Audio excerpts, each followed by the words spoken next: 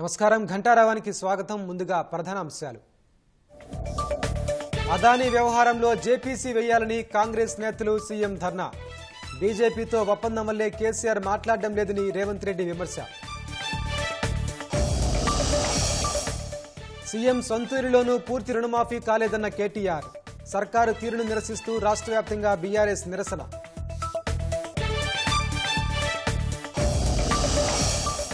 రైతులను రెచ్చగొట్టి బీఆర్ఎస్ ధర్నాలు చేస్తోందన్న ముఖ్యమంత్రి. ప్రతి ఒక్కరి సమస్య వినేందుకు సిద్ధంగా ఉన్నామన్న రేవంత్.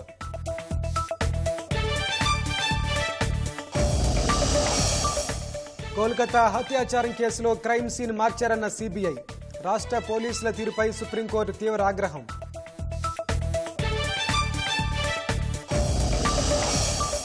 వైద్యుల భద్రతకు ప్రభుత్వాలు చర్యలు తీసుకోవాలన్న సుప్రీంకోర్టు.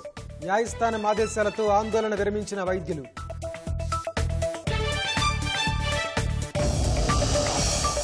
అచ్యుతాపురం క్షతగాత్రులను ఓదార్చిన చంద్రబాబు.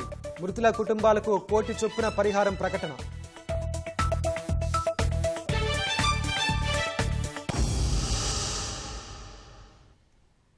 మోదీ, అమిత్ షా, అదానీ, అంబానీల దుష్ట చతుష్టయం కబంధ హస్తాల్లో దేశం చిక్కుకుందని ముఖ్యమంత్రి రేవంత్ రెడ్డి ఆరోపించారు. సెబీ కుంభకోణానికి బాధ్యత వహిస్తూ చైర్పర్సన్ తక్షణమే రాజీనామా చేయాలని డిమాండ్ చేశారు. ఈ వ్యవహారంపై తమ వైఖరేంటో కేసీఆర్ స్పష్టం చేయాలని ఈడీ కార్యాలయం ఎదుట జరిగిన ధర్నాలో డిమాండ్ చేశారు.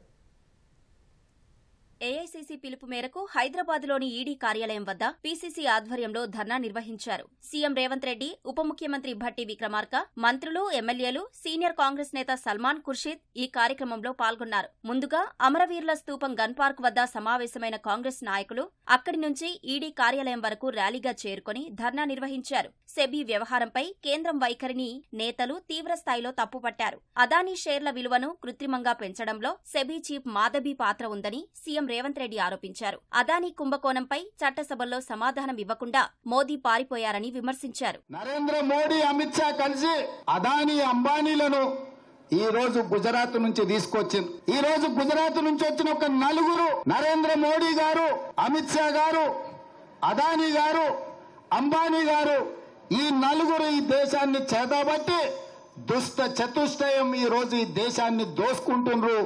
ఇవాళ ఈ దేశం భారీ మూల్యాన్ని చెల్లిస్తుంది. ఈ దేశానికి భారతీయ జనతా పార్టీ ముప్పుగా మారింది. ఈ దేశంలో భారతీయ జనతా పార్టీని తొలగించాల్సిన బాధ్యత ప్రతి ఒక్క కాంగ్రెస్ పార్టీ కార్యకర్త మీద ఉన్నది. సెబీ కుంభకోణంపై బీఆర్ఎస్ అధినేత కేసీఆర్ ఎందుకు స్పందించలేదని సీఎం రేవంత్ రెడ్డి ప్రశ్నించారు. బీజేపీలో బీఆర్ఎస్ విలీనం అవుతుందనేందుకు ఇదే సాక్ష్యమని ఆరోపించారు. మేము మోడీ మీద కొట్లాడతామన్నారు. మరి ఆ సన్నాసులను అడుగుతున్నా, లక్షల కోట్ల రూపాయల దోపిడీ జరిగితే ఒక్క రోజైనా మాట్లాడినరా మీరు అని. ఎందుకు ఇవాళ బీఆర్ఎస్ వాళ్ళు బీజేపీని ఎందుకు నిలదీస్తలేరు? ఈ సెబీలో జరిగిన కుంభకోణం మీద కేసీఆర్ విధానం ఏందో కేసీఆర్ మాట్లాడాలి. ఇవాళ కేటీఆర్ ఎందుకు ఈ విధానాన్ని ప్రశ్నిస్తూ ఈ ట్విట్టర్ తిన్ను తన ట్విట్టర్ లో పెట్టట్లేదు అని నేను అడుగుతున్నా. బీజేపీకి అనుకూలంగా మీరు ఉన్నారని ఇది ఒక్కటే స్పష్టమైన సాక్ష్యం కదా. నిజంగానే బీఆర్ఎస్ బీజేపీలో విలీనం కాకపోతే, బీజేపీ బీఆర్ఎస్ చీకటి ఒప్పందంలో కాంగ్రెస్ కు వ్యతిరేకంగా కొట్లాడకపోతే, ఈ జేపీసీ విషయంలో బీఆర్ఎస్ విధానం ఏందో తెలంగాణ ప్రజలకు చెప్పాలి. దేశ సంపద భారత ప్రజలకే చెందాలనే లక్ష్యంతోనే ఈ పోరాటం చేస్తున్నామని డిప్యూటీ సీఎం భట్టి విక్రమార్క స్పష్టం చేశారు. సెబీ వ్యవహారాలపై కేంద్ర ప్రభుత్వం ఎందుకు జేపీసీ వేయడం లేదని ప్రశ్నించారు. ఈరోజు మనం ఇక్కడ కూర్చుంది ఇదేదో మన కోసమో లేకపోతే కాంగ్రెస్ పార్టీ కోసమో కాదు. ఈరోజు మనం అందరం ఇక్కడ రోడ్డు మీద ఈడీ కార్యాలయం ముందు కూర్చున్నది ఈ దేశం కోసం, దేశ ప్రజల ఆస్తుల్ని కాపాడటం కోసం. ఈ సంపదని ఎవరో కొద్దిమంది క్రోనీ క్యాపిటలిస్టులు దోపిడీ చేస్తూ ప్రజలకు చెందాల్సినటువంటి ఆస్తుల వ్యవస్థల్ని ప్రజలకి కాకుండా చేస్తున్నటువంటి వ్యక్తుల నుంచి ఈ దేశాన్ని కాపాడటం కోసం మరొక్కసారి కాంగ్రెస్ పార్టీ ఈరోజు దేశవ్యాప్తంగా చేస్తున్నటువంటి ఈ కార్యక్రమం ఒక గొప్ప ఉన్నతమైనటువంటి కార్యక్రమం. ధర్నా అనంతరం అదానీ కుంభకోణంపై ఈడీ విచారణ చేయాలని కోరుతూ సీఎం రేవంత్ రెడ్డి సహా మంత్రులంతా కలిసి ఈడీ కార్యాలయంలో అధికారులకు వినతిపత్రం అందజేశారు. రాహుల్ గాంధీకి కాంగ్రెస్ నేతలకు సెబీ సుప్రీంకోర్టు ప్రజాస్వామ్యంపై నమ్మకం లేదని బీజేపీ ఎంపీ రఘునందన్ రావు విమర్శించారు. కానీ విదేశీ సంస్థ హిండెన్బర్గ్లో వచ్చిన వార్తలపై నమ్మకం ఉందని ధ్వజమెత్తారు. ఈడీ కార్యాలయాల వద్ద కాంగ్రెస్ నేతల ధర్నాపై మండిపడ్డ రఘునందన్ రావు విదేశీ శక్తులతో రాహుల్ గాంధీ చేతులు కలిపారని ఆరోపించారు.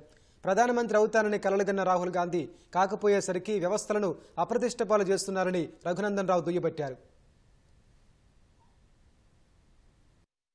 మొన్న మధ్యలో అమెరికా పోయి వచ్చిన తర్వాత వాళ్ళ తమ్ముళ్ళు అన్నలు వ్యాపారాలు చేస్తున్నారని కొంతమంది మీడియా మిత్రులు అడిగితే మా తమ్ముడు అయితే దందా చేయొద్దా అన్నాడు. దందా అని దేనంటారో తెలంగాణలో ఆయనకు తెలుసుకోవాలి ఫస్ట్. మరి సెబీ చైర్మన్ అయితే షేర్లు కొనుక్కోవద్దా? సెబీ చైర్మన్ షేర్లు కొనొద్దని ఏమైనా భారత ప్రభుత్వం నిషేధించిందా? సుప్రీంకోర్టు ఏమైనా సెబీ చైర్మన్ కొనుక్కోవద్దా?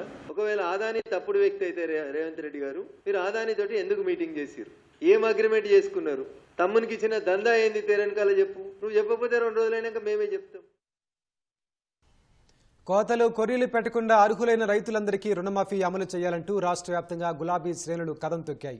పూటకో మాట మాట్లాడుతూ సీఎం రేవంత్ రెడ్డి అన్నదాతల్ని దగా చేస్తున్నారని బీఆర్ఎస్ నేతలు దుయ్యబట్టారు. రుణమాఫీ కోసం కాంగ్రెస్ నాయకుల్ని ఊరూరా నిలదీయాలని కేటీఆర్ రైతుల్ని కోరారు.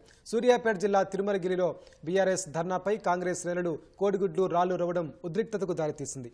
కేసులకు దాడులకు భయపడబోమని భారాస రాష్ట్ర సమితి స్పష్టం చేసింది.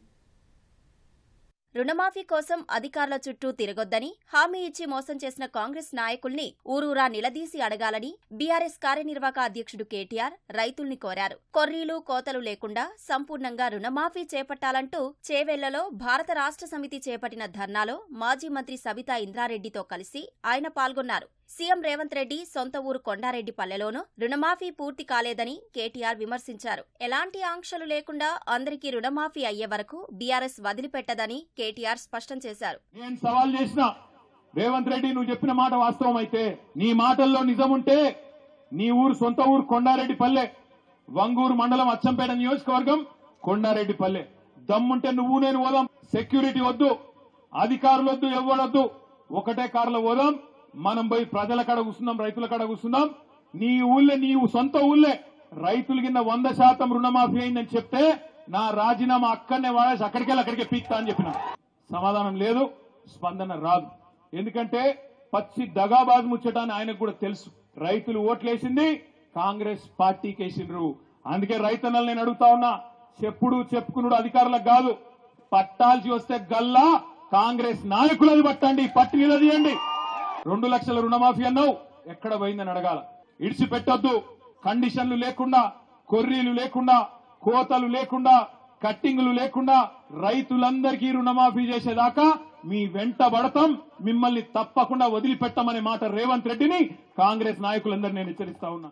రంగారెడ్డి జిల్లా షాద్నగర్, ఇబ్రహీంపట్నంలో మాజీ ఎమ్మెల్యేల ఆధ్వర్యంలో భారాస శ్రేణులు నిరసన తెలిపాయి. ఉమ్మడి నల్గొండ జిల్లాలోనూ రుణమాఫీపై ఆందోళనలు మిన్నంటాయి.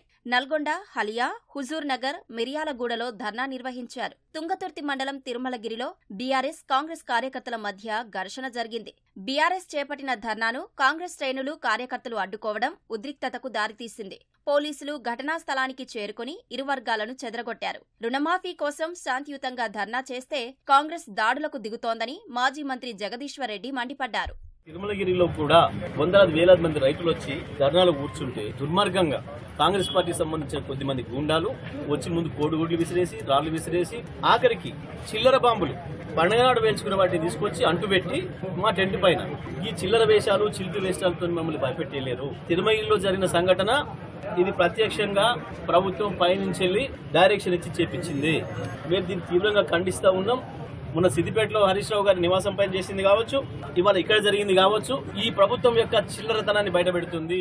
సంపూర్ణ రుణమాఫీ కోసం ఉమ్మడి ఆదిలాబాద్ జిల్లా వ్యాప్తంగా గులాబీ శ్రేణులు ఆందోళన బాట పట్టాయి. నిర్మల్, ముథోల్లో సీఎం రేవంత్ రెడ్డికి వ్యతిరేక నినాదాలు చేశారు. ఆదిలాబాద్ లో నిరసన కార్యక్రమాల్లో పాల్గొన్న జోగు రామన్న కాంగ్రెస్ సర్కారు పెట్టే పోలీసు కేసులకు భయపడే ప్రసక్తే లేదని స్పష్టం చేశారు. ఉమ్మడి నిజామాబాద్ లోనూ నిరసనలు మిన్నంటాయి. షరతుల పేరుతో ప్రభుత్వం రైతుల్ని ఇబ్బంది పెడుతోందని మాజీ ఎమ్మెల్యే బిగాల గణేష్ గుప్తా విమర్శించారు. మాజీ ఎమ్మెల్యే జీవన్ రెడ్డి ఆధ్వర్యంలో ఆర్మూర్ అంబేద్కర్ చౌరస్తా వద్ద ధర్నా నిర్వహించారు. ఉమ్మడి కరీంనగర్ జిల్లాలో బీఆర్ఎస్ శ్రేణులు కదం తొక్కాయి. పెద్దపల్లి, మంథని, గోదావరికని, కోరుట్ల, జగిత్యాల, హుజూరాబాద్, హుస్నాబాద్ లో నిరసన చేపట్టారు. ఆంక్షలు లేకుండా అర్హులైన రైతులందరికీ రుణమాఫీ చేయాలని డిమాండ్ చేశారు.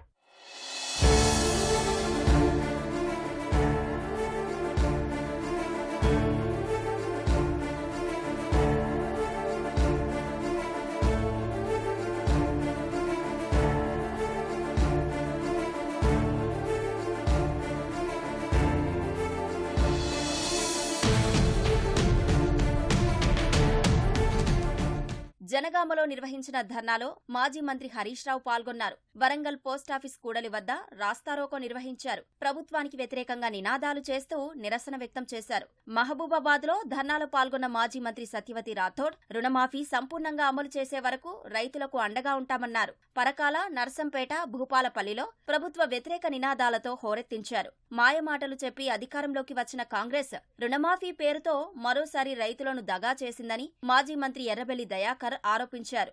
రుణమాఫీ నుంచి తప్పించుకునేందుకు రేవంత్ రెడ్డి సర్కార్ కుంటి సాకులు వెతుకుతోందని మాజీ మంత్రి పువ్వాడ అజయ్ కుమార్ ఖమ్మంలో విమర్శించారు. మహబూబ్ నగర్ తెలంగాణ చౌరస్తాలో మాజీ మంత్రి శ్రీనివాస్ గౌడ్ ఆధ్వర్యంలో ధర్నా నిర్వహించారు. కాంగ్రెస్ సర్కార్ రైతుల నమ్మకాన్ని వమ్ము చేసిందని ఆరోపించారు.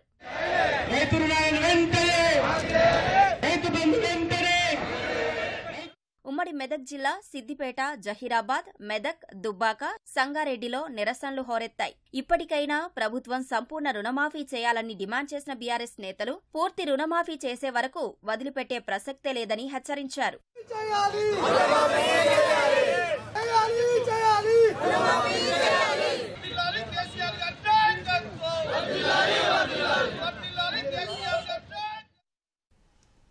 రుణమాఫీ చేసిన రైతులను రెచ్చగొడుతూ వారి ముసుగులో బీఆర్ఎస్ ధర్నాలు చేస్తోందని ముఖ్యమంత్రి రేవంత్ రెడ్డి మండిపడ్డారు. 18,000 కోట్లు ఇప్పటికే కర్షకుల ఖాతాల్లో వేశామని, మిగిలిన 2 లక్షలకు పైబడిన వారి రుణాల మాఫీ కోసం 12,000 కోట్లు చెల్లిస్తామని స్పష్టం చేశారు.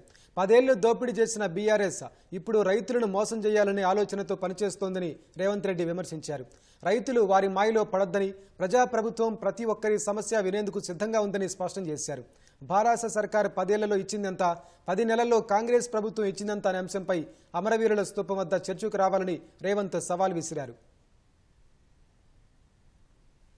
ఇవాళ మనం రైతు రుణమాఫీ చేస్తే రైతులను రెచ్చగొట్టాలని వాళ్ళ కార్యకర్తలు రైతుల ముసుగులో ధర్నాలు చేస్తారు.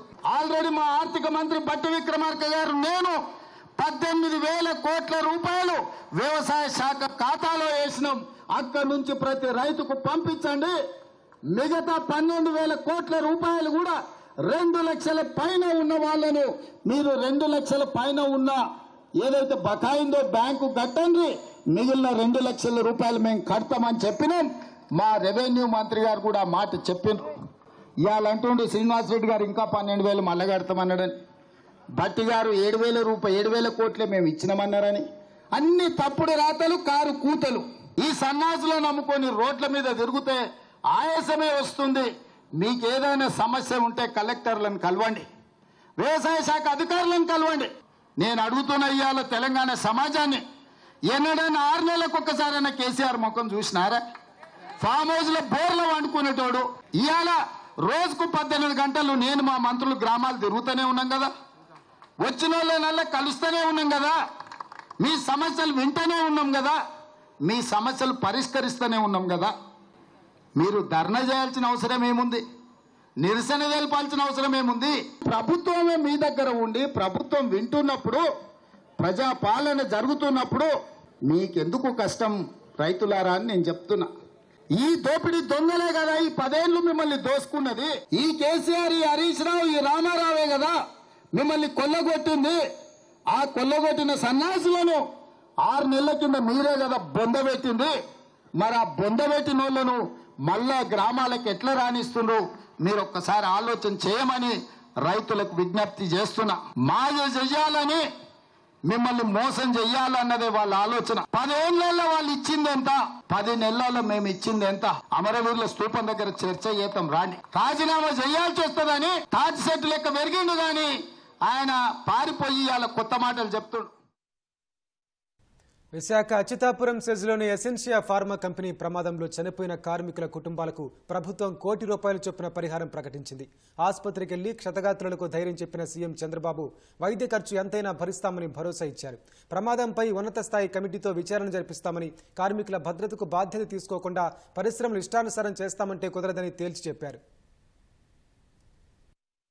అచ్యుతాపురం సెజ్లోని ఎసెన్షియా ఫార్మా కంపెనీలో జరిగిన ప్రమాదంలో గాయపడి వివిధ ఆసుపత్రుల్లో చికిత్స పొందుతున్న కార్మికులను సీఎం చంద్రబాబు పరామర్శించారు. తీవ్రంగా గాయపడిన వారికి చికిత్స అందిస్తున్న విశాఖలోని మెడికవర్ ఆసుపత్రికి వెళ్లిన ఆయన బాధితులందరి దగ్గరకు వెళ్లి పలకరించారు. అందుతున్న వైద్యం గురించి ఆరా తీశారు. ఎంత ఖర్చైనా భరించి ఎలాగోలా కాపాడుకుంటామని క్షతగాత్రులతో పాటు కుటుంబ సభ్యులకు భరోసా ఇచ్చారు. అవసరమైన వారికి ప్లాస్టిక్ సర్జరీ చేయిస్తామన్నారు.